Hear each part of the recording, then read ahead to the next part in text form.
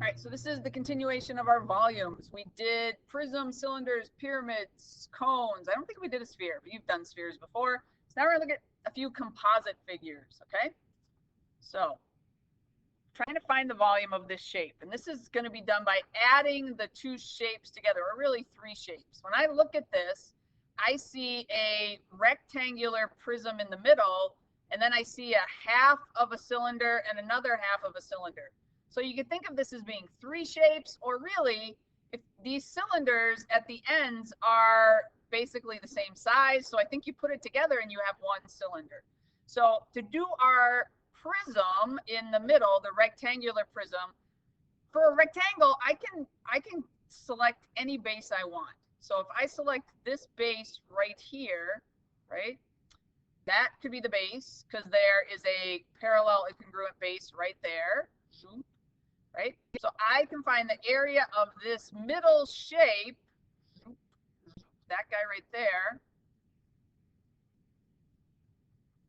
I would find that volume by doing 8 times 5. That's the area of the base. And then I'm going to multiply by the height. And my height in this case is going back 4. And you can see it doesn't matter. If I would have made this side my base, I'd have 5 by 4 and then multiply, or 4 by 8, sorry. And then I would multiply by 5. Or I could do the tops and the bottoms and have whatever. It doesn't really matter. I'm going to get the same answer no matter which way I do it. So there's that part. Then we have this other part, which is this half of a cylinder, which I can actually put together with this and create a full cylinder. So my cylinder area is, again, it's another base times height, where a base and height are different. In this case, the area of the base, well, if it's 4 all the way across, I need that radius, which is going to be pi times 4 squared. So that's the area of the base of this whole cylinder. Remember, we're going to put it together with this and we get an entire cylinder. And I'm going to multiply that by the height of this cylinder, which in this case is the 8 inches. Okay. And I would cut this in half to do just this, but then I'm going to double it and get up back where I started because there really is a whole cylinder. So we're going to go to our trusty calculator and clear away our old work. We're going to do 8 times 5 times 4. That's the area of the rectangular prism that's in the center. And then we are going to find the area of the cylinder, which was pi, and I believe it was 4 squared, and it was a height of 8. I got to check my work. I think that's right, but then I get 562.1. Is that all the right numbers? Oh, I did. 562.1.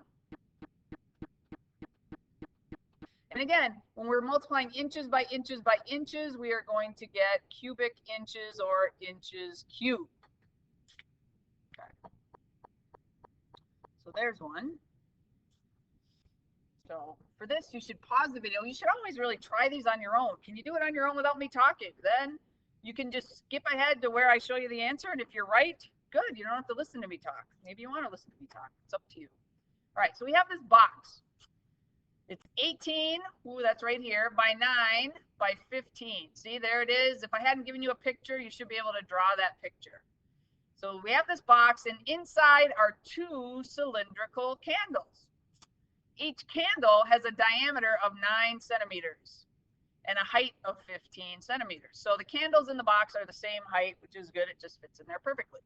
Shown at the right, or really down here. Okay. So what the question is now is what is the volume of the empty space inside that box? So I need to think about how you would go about doing that. Pause the video if you need to. Think about what you would do. If you're back, what I'm going to do is I'm going to take the volume of that box. So I want the volume of the whole big box. Right? I'm going to find that. And then I'm going to subtract the volume of those 2 cylinders, whatever that is. Right? And oh, check this out. I can do this, I think. Clone. Boom. I got 2 cylinders. There we go. So I'm going to find the volume of the box, and I'm going to subtract the volume of my 2 cylinders. So the volume of my boxes are so easy. It's basically length times width times height. So this is my, it's blue, we're going to do 18 times 9 times 15. It's basically saying the base is this bottom piece, right? There's 2 of them, congruent, parallel, and then I multiply by the height. You could have also done this base times this height, or there's lots of ways to do it. Okay, so there we get that. And then we're going to subtract from whatever we get for that, we're going to subtract. We got 2 of these cylinders, so I'm going to do 2 of them. And the area of one, or the volume of one cylinder, well, I need the area of the base. Again, we're going back to the area of a circle. Area of a circle is pi r squared. So if my diameter is 9, my radius is 4.5. So I'm going to do double, because I got 2 of them, pi 4.5 squared, and I'm going to multiply by the height of the cylinder, which is 15. So now I'm ready to go to my handy dandy calculator. And again, if you're playing along at home, you should do this calculation yourself and see if you get the same answer. It is not very good to just watch me do it. So we got 18 times 9 times 15. That's the volume of that little rectangular prism, otherwise known as a box.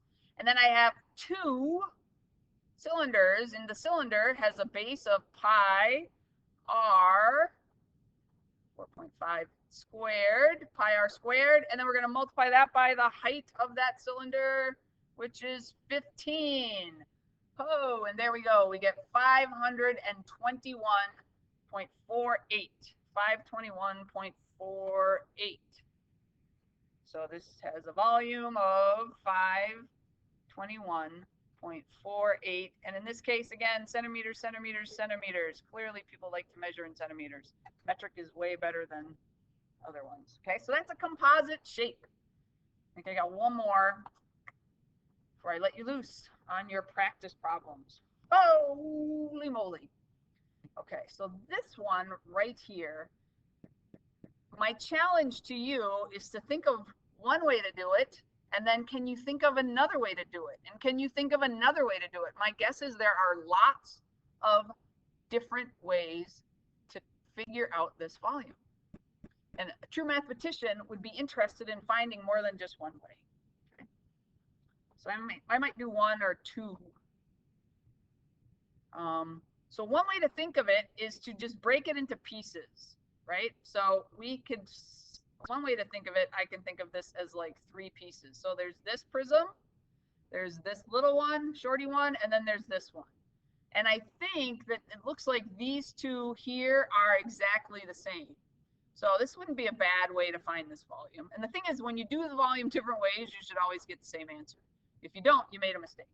All right, so I'm going to think about this box at the back. It is 5 tall and 3 this way and 4 that way. So one of these is 5 times 4 times 3.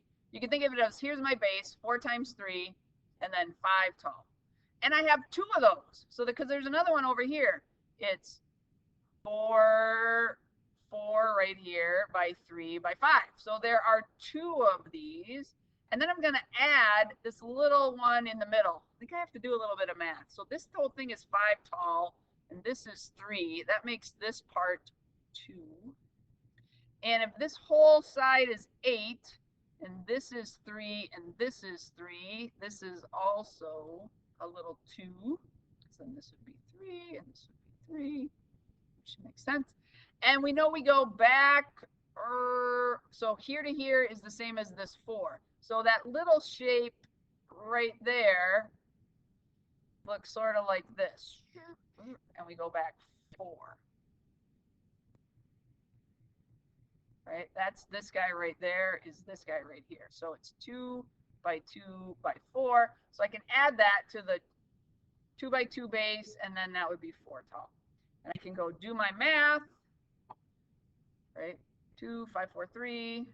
Ooh, much easier on this one.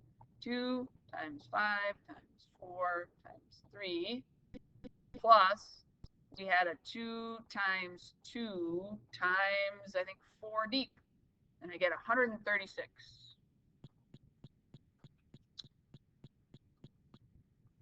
Cubic inches.